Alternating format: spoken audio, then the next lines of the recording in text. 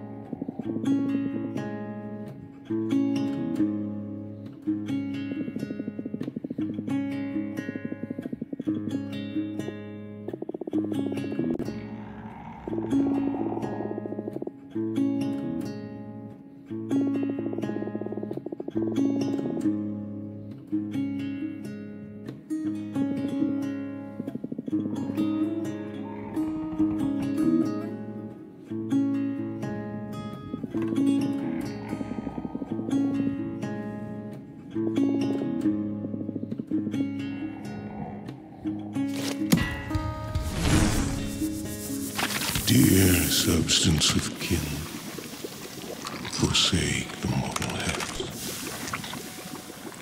abandon flesh, abandon sinew. Thou art now my magic,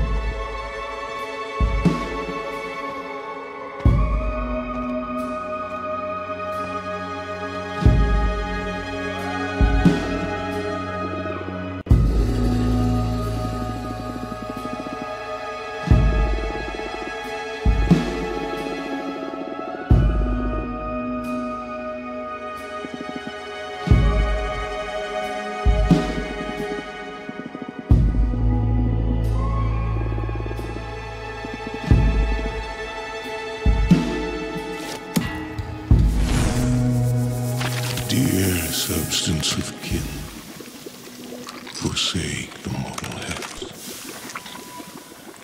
Abandon flesh, abandon sinew. Thou art now my magic. Thou art no more sin.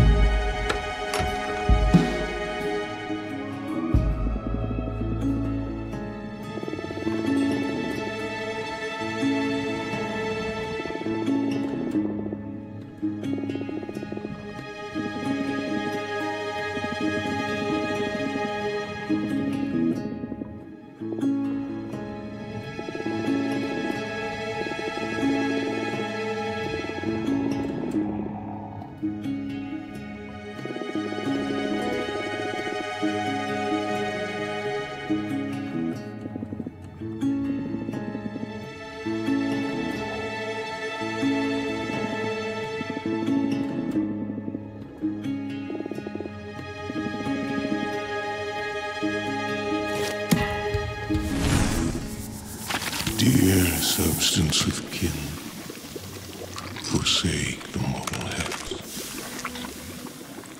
Abandon flesh, abandon sinew.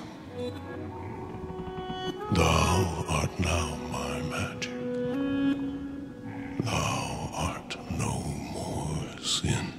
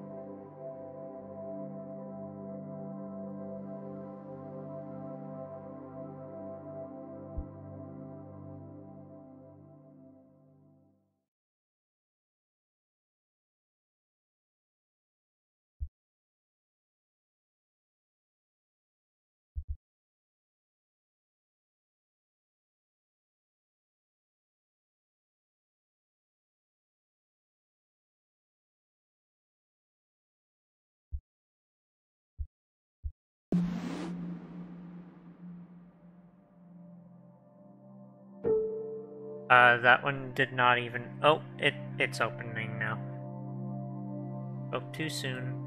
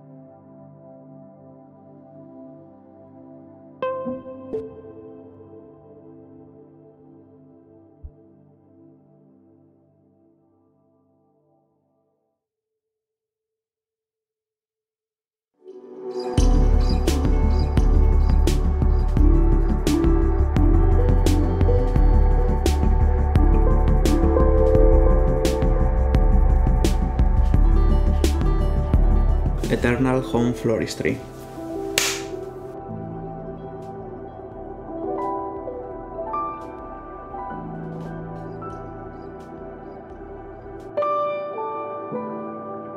Eternal Home Floristry was, it was developed for a game jam. Yeah, in December 2018, the theme Sacrifices Must Be Done. Yeah, what I wanted to say, this game is one of my favorites because it was just done in 72 hours and it feels pretty big and the production values are pretty great. It feels like a chapter, an episode of the Restaurants Club, and it was just made in a weekend.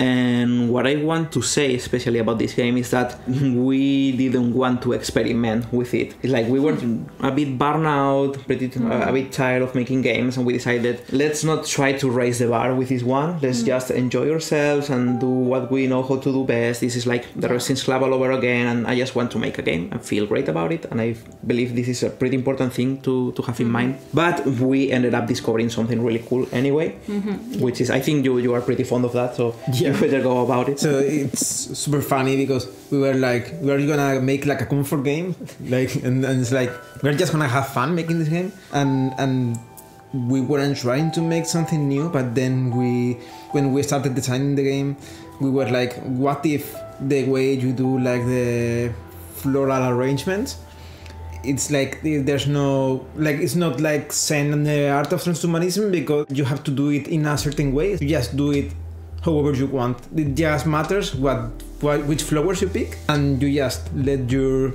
creativity let loose and have fun. And it was like so amazing, like, to realize just playtesting the game, like how cool it was. Like, because for me, like, I always compare it, because when I buy games that have like a level editor or something like that, I always waste more time making levels for myself than playing the game itself. And for me it was so fun. It was like, I know I am not the only one that enjoys this, so we have found something unique. This game. It is a new breakthrough in our philosophy of removing challenge altogether from games. It's like, why gameplay has to be about challenge? Why cannot be about expressing yourself and just toy with it? Creative or whatever. As long as you want, you just get creative with it, and when you feel satisfied with the toy, you just keep moving forward. And I believe this is a really important point in our design philosophy from now into the future. And I also want to say that with this and many other games that I want to get into this with this specific game, we are really all about documentation. We love, with the Restaurants Club, we watch documentaries about mixology and making cocktails, and we bought a cocktail set, and we developed stuff, and to make cocktails. We went to popular cocktail bars and stuff. It was great. It was a great trip. Yeah. And we love documentation. Yeah. We love to get into what we are representing, and we also do that for game jams, even if it's just a short amount of time during the frame of a game jam. And with this, I remember that we were having all the breaks to it. We were watching tutorials on YouTube about flower arrangement. It was really nice. Just to get the essence of it and know about flowers. And a lot of what we saw on those documentaries ended up in the game, like in what kind of ornaments you had and what kind of flowers do we use and stuff like that. So it's really, to me, it's really fun, because you get to learn new stuff, but then you get to apply this bit of realism to what we do.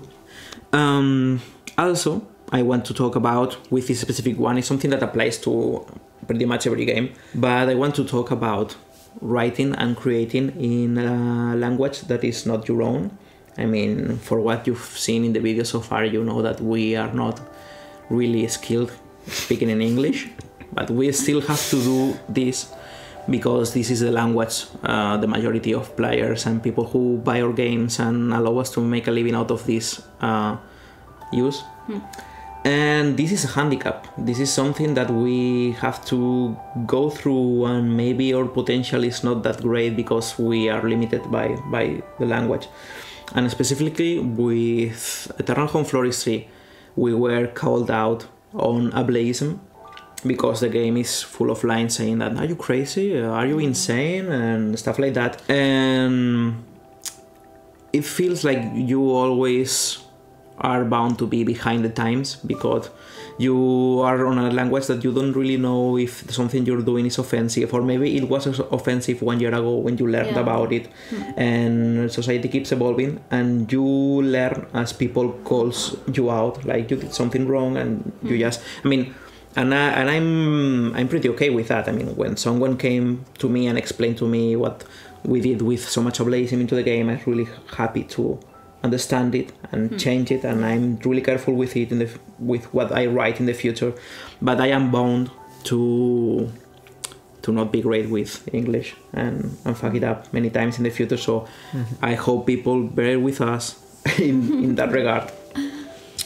But I don't know. I think it's important. I wish we could be recording this video in Spanish and be pretty charismatic and know a lot of ways to express ourselves and be more natural about it. But this is it. We are bound to this limitation, and we have to make the most out of it. Yeah, it's fun anyway to like have this another way to practice some English. Yeah.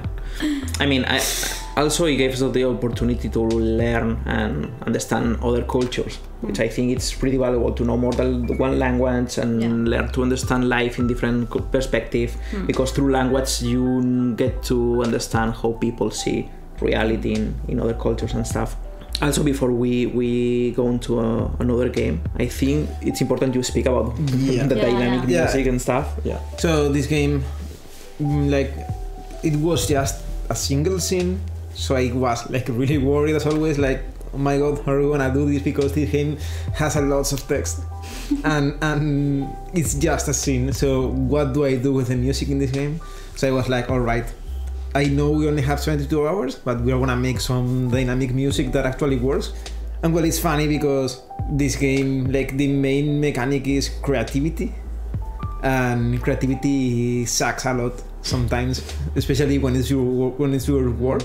You know, like, because I think this is important because, like, we have been talking about how fun is it to make games in 3 days, but sometimes it's really, really hard. And for me, this game, it's the one I struggled the most, because I made most of the music in the first day, and then when I went to sleep, I was like, this music I wrote is bullshit. It's really, really bad. I was like super fucking sad, and I woke up the next day and I was like, oh my god, I cannot do this because I think this music is really bad. I don't think I can make the music for this game, and that's like a disaster because you have to do it in 3 days or you are out.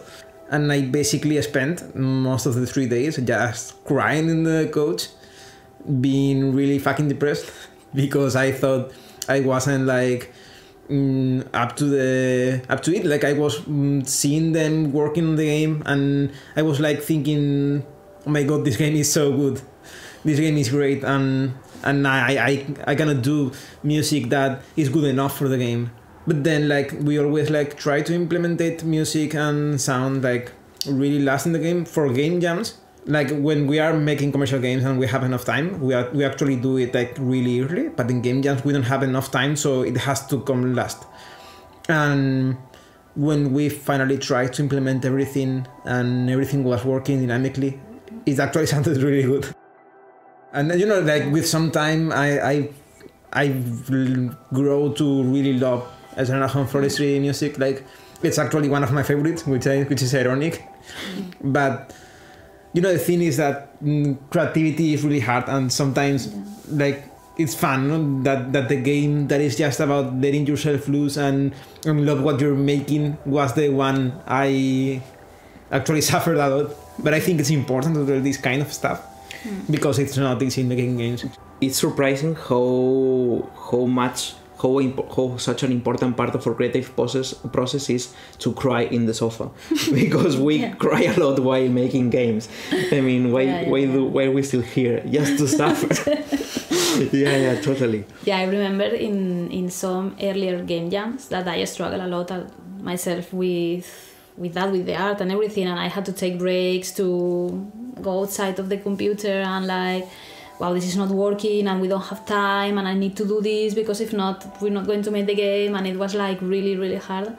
And I think with these last ones, I mean, it worked better because I knew the art style and whatever, but it sometimes is really hard, and you think that it's not going to work, but it needs to work because we are doing it together. So it's really hard, and I think it's important to talk about that because it's part of the process. And creativity works like that, and we work like that. Like it's not always fun, and you're not always like in your top of the mood or whatever.